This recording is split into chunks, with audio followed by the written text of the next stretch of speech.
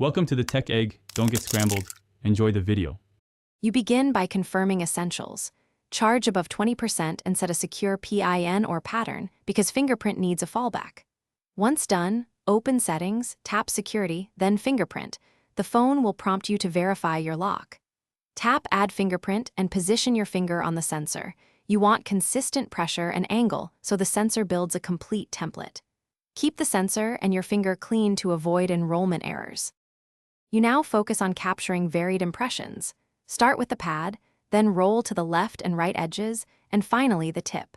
Follow the on-screen animation and lift when prompted. This trains the sensor to recognize shifts in contact.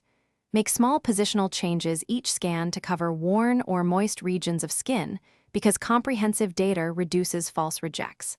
If the progress stalls, reposition slightly and continue until it reaches full completion.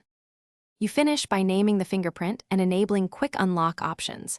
This helps you manage multiple prints. Test unlocking 5 to 10 times, varying pressure and angles to confirm reliability. If the reader rejects you often, try wiping the sensor and your finger, then re-enroll that finger with slightly different placements. Sometimes deleting and re-adding the print fixes persistent fails.